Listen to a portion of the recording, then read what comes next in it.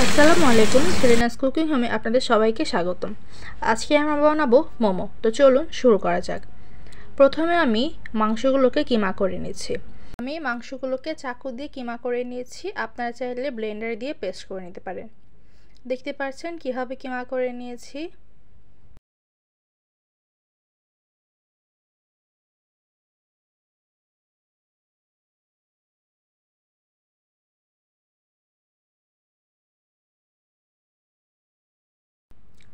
এবার এই কিমা করা মাংসটাকে একটা বাটিতে ঢেলে নিচ্ছি আর দিয়ে দিচ্ছি 1 কাপের থেকে একটু কম একদম কুচি করে রাখা পেঁয়াজ। এখানে আমি পেঁয়াজগুলোকে একদম ঝুরি ঝুরি করে কেটেছি।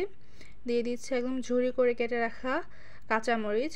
এখানে আমি কিছু গুঁড়ো মশলা ইউজ করছি, গোলমরিচ গুঁড়ো, জিরা গুঁড়ো এবং লবণ। দিয়ে দিচ্ছি কিছুটা ধনেপাতা, একটুখানি সয়া সস দিয়ে দিচ্ছি টেস্টের জন্য একটুখানি লেবু।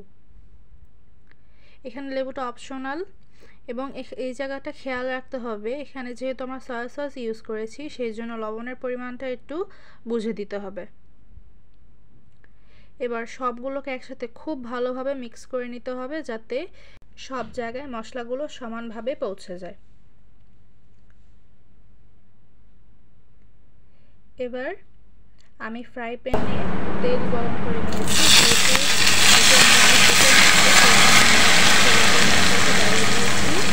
যদি আপনারা অন্য কোনো চর্বিওয়ালা মাংস ইউজ করেন সেক্ষেত্রে তেলের পরিমাণটা একটু কমিয়ে দিবেন। তেলটা দিয়ে আমি ভালোভাবে নাড়াচাড়া করে নিচ্ছি।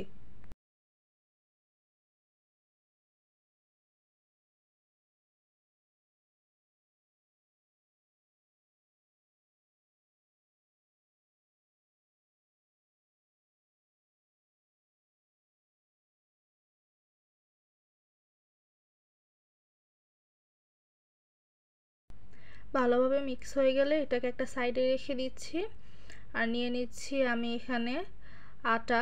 আমি এখানে বড় কাপের 2.5 কাপ মতো আটা নিয়েছি। দিয়ে দিচ্ছি সামান্য লবণ। লবণ দিয়ে ভালোভাবে আটাটাকে মেখে নিচ্ছি। আমি এখানে কুসুম গরম পানি দিয়ে দিচ্ছি। কুসুম গরম পানি দিলে মোমোর যে উপরে শেলটা হয় সেটা অনেক সফট হয় এবং খেতে ভালো লাগে। আপনারা চাইলে নর্মাল পানি দিয়েও করতে পারেন। গরম পানি দিয়ে আমি এখানে ভালোভাবে হাত দিয়ে মিশিয়ে নিচ্ছি।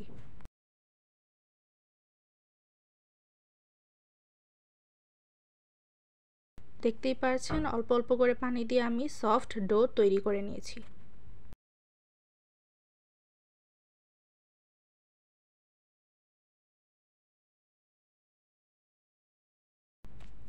এবার আমি উপরের শেলটা বানানোর জন্য একটা বোর্ডে অল্প পরিমাণে আটা ছিটিয়ে দিচ্ছি যাতে নিচে না লেগে যায়। এবার এই ডোটার হাফ নিয়েছি, নিয়ে এটাকে ভালোভাবে লম্বা করে নিচ্ছি।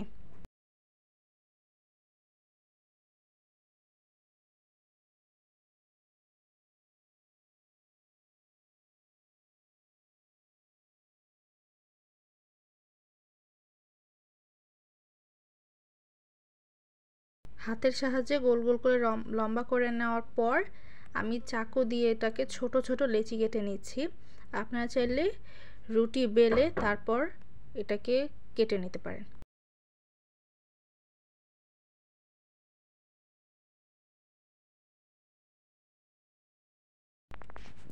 আমি এক এক করে সবগুলোকে কেটে নিয়েছি এবং বল করে নিচ্ছি।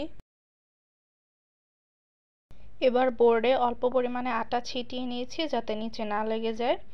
তারপর একটা লিচি নিয়ে বেলুন দিয়ে বেলে নিচ্ছি। রুটিটা পাতলা হবে।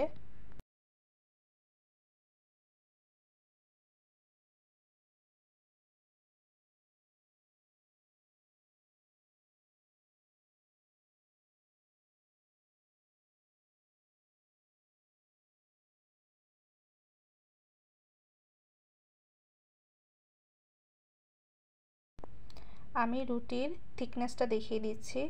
দেখতেই পাচ্ছেন কীরকম পাতলা হয়েছে। এবার আমি একটু মাংসের পুর নিয়ে এর ভিতর দিয়ে দিচ্ছি। এবার এটাকে একটা মোমোর শেপ দিব। আমি এভাবে সিম্পল কুচি করে শেপ দিয়ে দিচ্ছি। এটা অনেক ইজি, আপনারা চাইলে ট্রাই করতে পারেন, অথবা আপনারা আপনাদের পছন্দ মতো যে কোনো শেপ দিয়ে নিতে পারেন। কুচি করার পর এবার আমি দুই মাথা একসাথে করে এভাবে লাগিয়ে দিচ্ছি যাতে হাওয়াটা না বের হয়ে যায়। দেখতে পাচ্ছেন কিভাবে কাজটা করেছি। এবার এক এক করে আমি সবগুলো লেচি দিয়ে মোমো বানিয়ে নিচ্ছি। আমার আরও অনেকগুলো মোমো হয়েছিল, আমি এই কয়টা দেখিয়েছি। এবার স্টিম করার জন্য রাইস কুকারে যে ছাঁকনি আছে তাতে অল্প একটু তেল ব্রাশ করে নিচ্ছি। এক এক করে মোমোগুলো দিয়ে রাইস কুকারে বসিয়ে দিচ্ছি। আমি আগে থেকে পানি ফুটিয়ে রেখেছিলাম। ব্যাস, তৈরি হয়ে গেল আমাদের চিকেন মোমো। এখন আর বাইরে থেকে মোমো কিনে খেতে হবে না। এইভাবে মোমো বানালে বাইরে মোমো কেউ খেতেই চাবেন না। বাইরে থেকে বেশি দাম দিয়ে মোমো না কিনে এভাবে ঘরে বসেই স্বাস্থ্যকরভাবে বানিয়ে নিন চিকেন মোমো। দেখতে যেমন লোভনীয়, খেতেও অনেক টেস্টি হয়ে থাকে। বিকালের নাস্তার জন্য এই মোমো তো পারফেক্ট। আমি আপনাদের একটা ছিঁড়ে দেখাচ্ছি, দেখুন ভিতরটা কত জুসি হয়েছে, একদম পুরো মাংসে ভরপুর।